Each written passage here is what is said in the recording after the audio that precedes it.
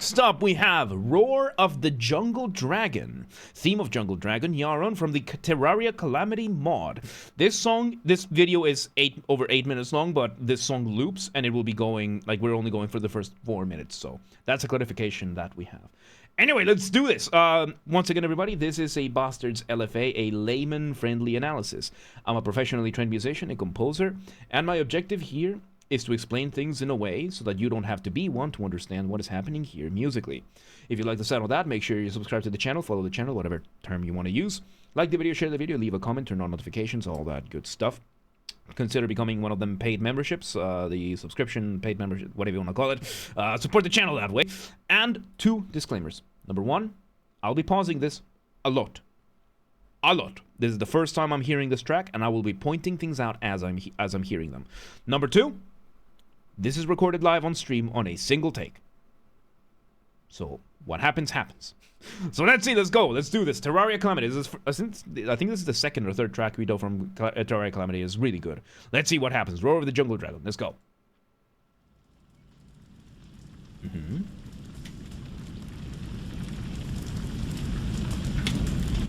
Fire, very lovely.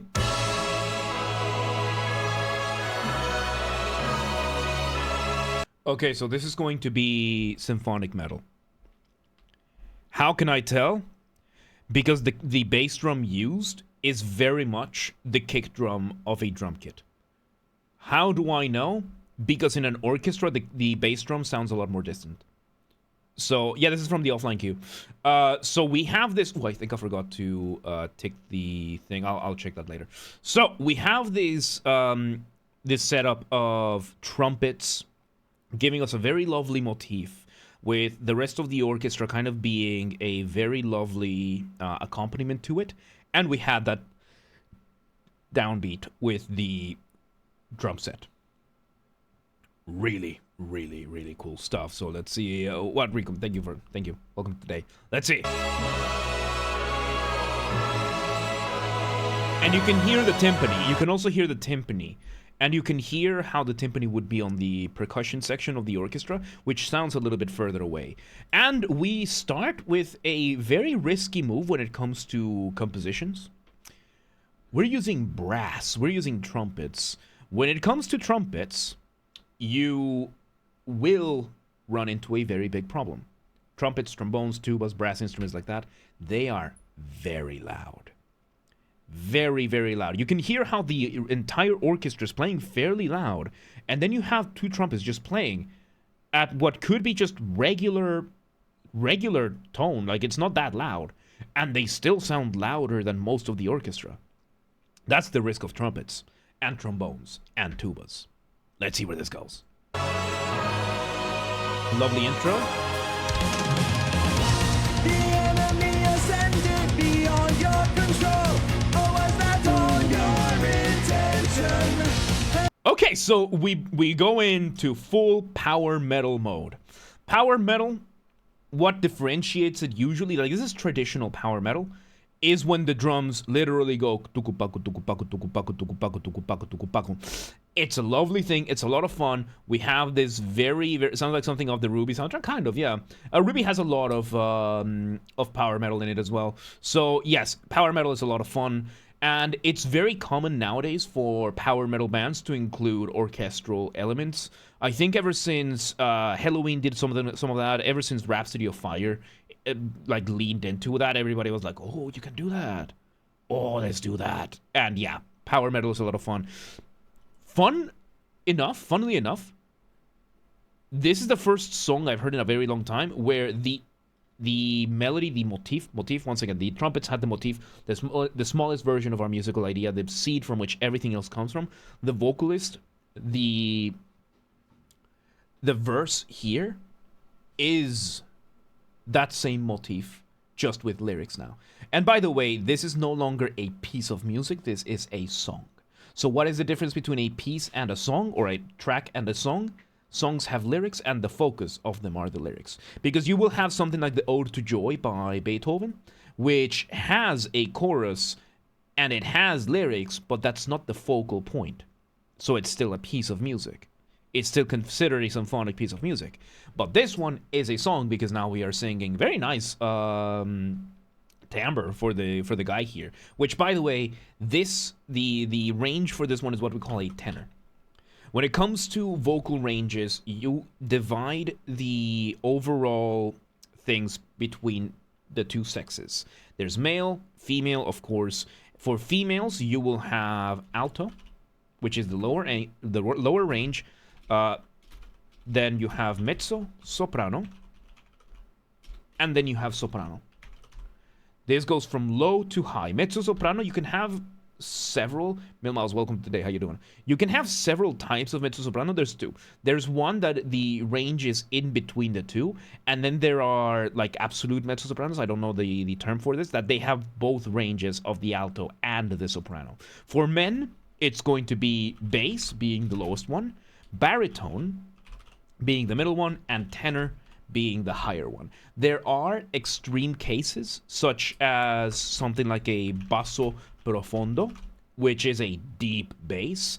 So if you go for something like a composition that uses a basso profondo, that would be Die Zauberflöte, the Magic Flute by Mozart.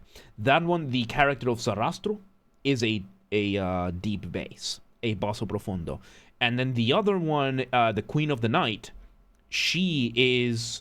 There's another term for this soprano. It's a soprano that goes even further than that. But in that one, the Queen of the Night is the complete opposite. So the basso profondo has an even lower range than a bass. And this type of soprano, which I forget which type, what the name for this one is, has a range that is even higher than a soprano. And it's beautiful. Like, by the way, the Die Zauberflöte is a beautiful opera. It's a wonderful, wonderful opera. So there you go.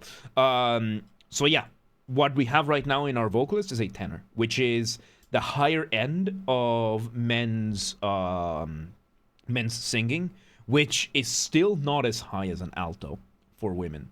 So yeah, it's one of those things that it's amazing how much higher female voices are, just naturally speaking, than male voices. All right, let's see what we got. Let's continue. Let's see.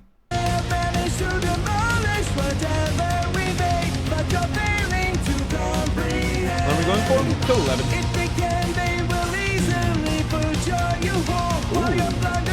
So very nice modulation.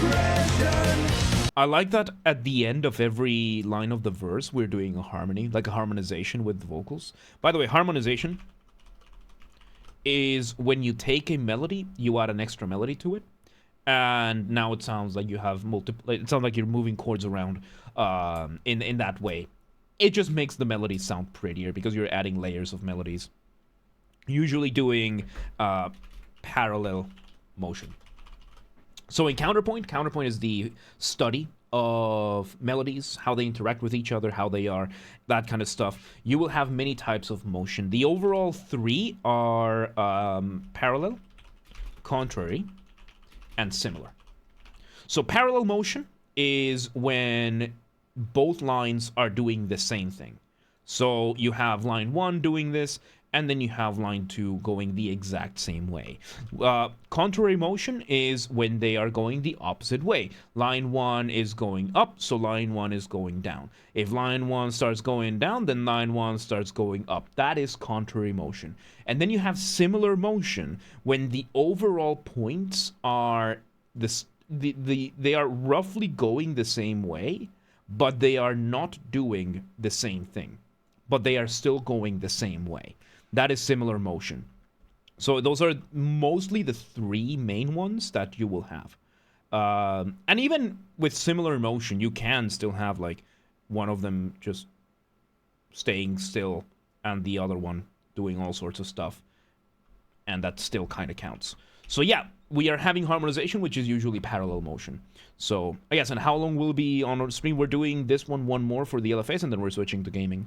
All right, let's see. I have gotten to the point where I'm just too afraid that you're going to meet your end. Very cool harmonization.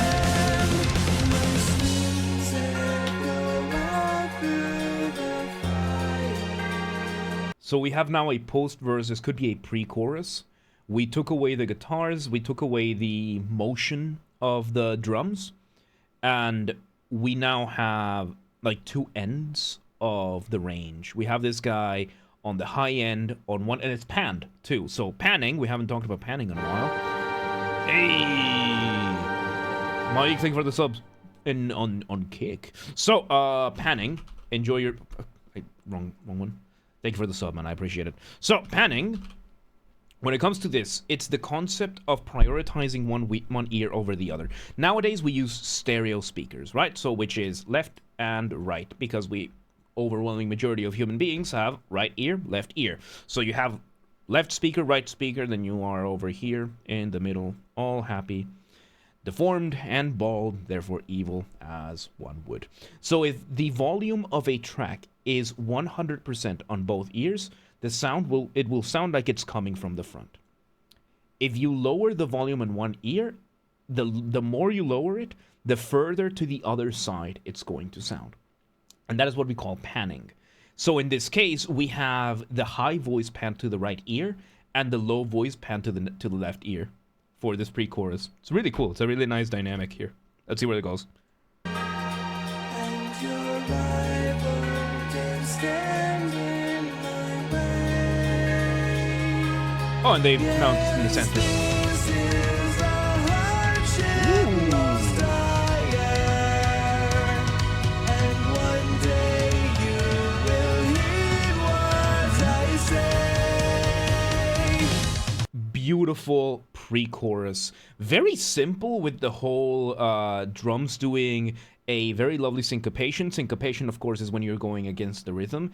And in this case, it was a polyrhythm, by the way. So a polyrhythm is... I swear I can type. A polyrhythm is when you have more than one rhythm going at the same time.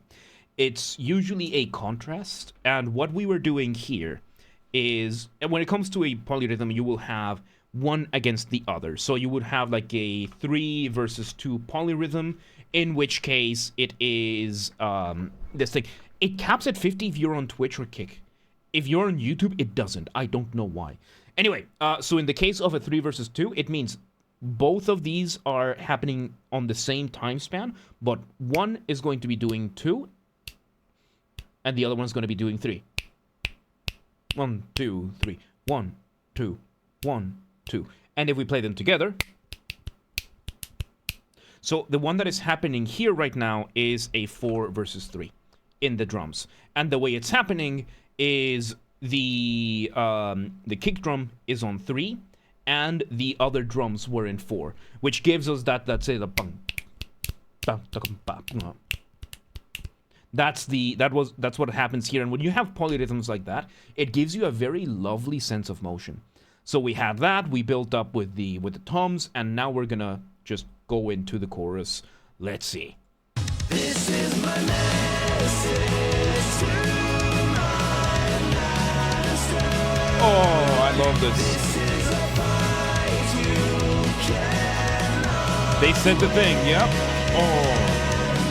I think that that's your great disaster. Okay, so there are a couple of things. One, the drum beat has changed. So now instead of going to tukupaku tukupaku tukupa, now tumpak tupa tumpak tupa.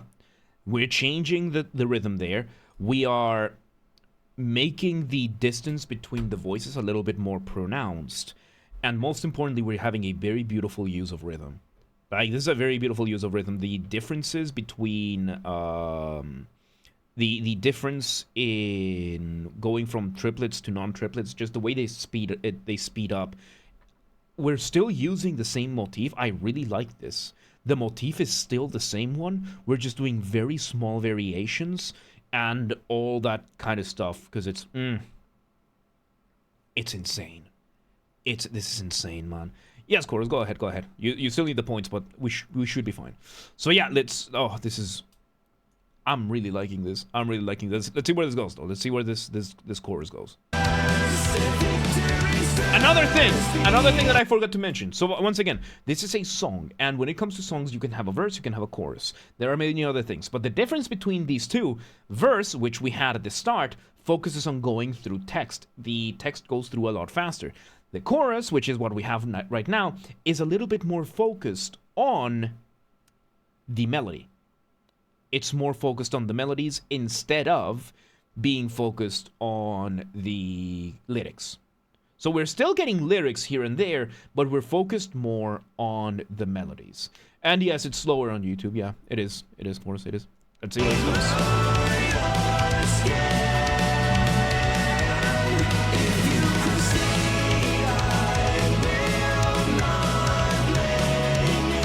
Oh, the melody is really well made.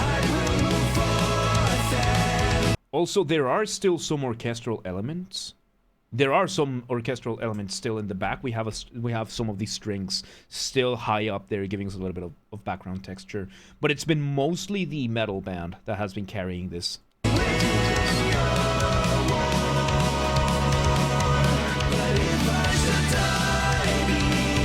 Those scripts, man.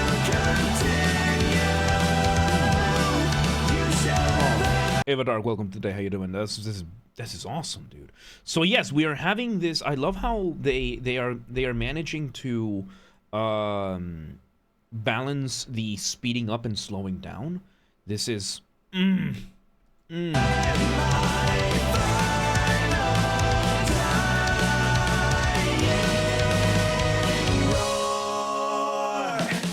nice. Interesting choice to do this that way, to finish the chorus like that. Whenever you, like, usually when you do that, you want to do a high note. So my prediction is this is going to happen again. We're going to have something like this again. But at the end, they are going to push that high note. So, this is good. This is good. Alright, we're doing an instrumental break.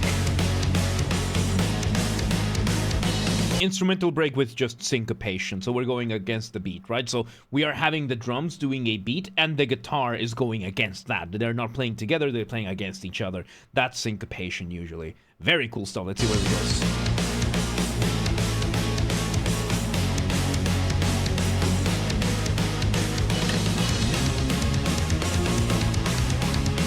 And there's the orchestra again. We brought in the orchestra once again. Let's see where it goes. This is called a doubling, by the way. When you have more than one instrument doing one thing, the guitar and the strings there are doing the same overall musical melody. So, yeah, it's very nice. Let's see what this goes.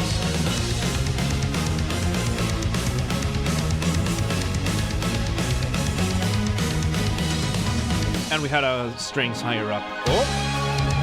Oh, and we had an awesome moment of going off the ramp. Okay, going off the ramp is, once again, colloquial term. Colloquial means there is no official term, or I'm refusing to use it, like official academic term, or I'm refusing to use it for the purposes of illustrating this point.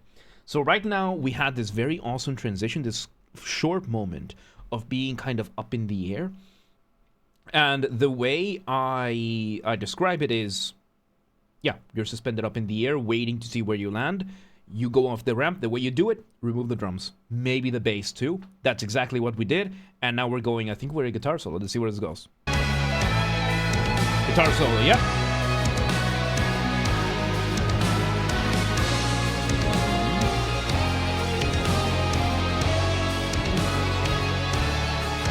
Not too solo of a guitar solo, but it's very nice.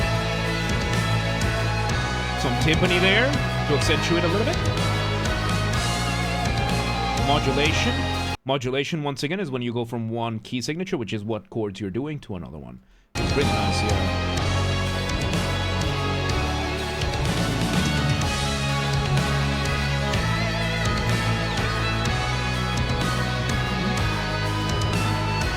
Let's see. Oh, very cool. Ooh. Very cool little moment of keyboard going up and down, like doing very fast arpeggios. Arpeggios when you play chords one note at a time. That is strange, chords. That is strange.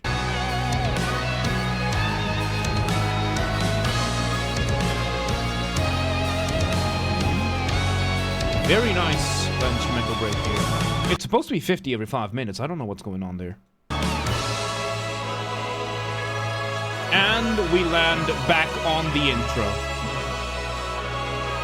We land back on the intro and we bring this, and I assume this is going to repeat. So yes, we were told that this loops, and yeah, it was a good point for it to loop. It loops exactly here, the exact same way. Very good, very, very good. So yeah, then it's just the exact same thing again.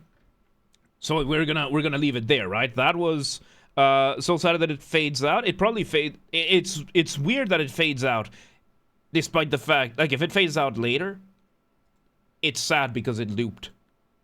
Let's see. Let's check the last.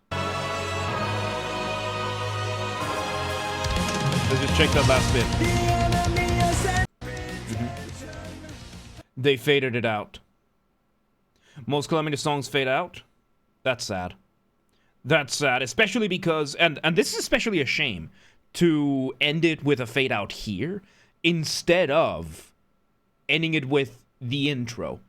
Because it's a boss fight, yeah, it's probably ripped or something, I don't know. But yeah, there you go, at least what we got here, the first loop of this whole thing, the Roar of the Jungle Dragon, theme of Jungle Dragon Yaron, Phase 2 from the Terraria Calamity Mod music. Really, really good stuff, man. That was really good. Like, that was very well made. I liked it. It was fairly simple in that sense, but it was still fun. Once again, everybody, this has been a Basterd LFA, Layman-friendly analysis. I'm a professionally trained musician, a composer, and I hope I have explained things in a way so that you don't have to be one to understand what has happened here musically. If you like, thank you for watching, first off. If you're watching this on the video archive, make sure you subscribe to the channel, follow the channel, whatever term you want to use. Like the video, share the video, leave a comment, turn on notifications. Consider becoming one of them paid members. Give me money. No obligation. No obligation. If you want to listen to this track without me interrupting every 3 seconds, I will be linking it in the description. If you want to request a song and you're not on the live stream, linked in the description is going to be the Discord. You go there, go to the LFA requests channel, follow the instructions on the pinned message there, and there you go. And if you want to watch the streams live on air, linked in the description is going to be the Twitch channel and the Discord channel, both of which have the stream schedule showing in your local time zone. And yeah, with that, there you go. Very, very, very, very good stuff. That was awesome. That was really good. Despite the fade out at the end, but yeah, that was good. There you go. That was Roar of the Jungle Dragon. Good stuff. Good stuff. But yeah, let's move on. Let's move on.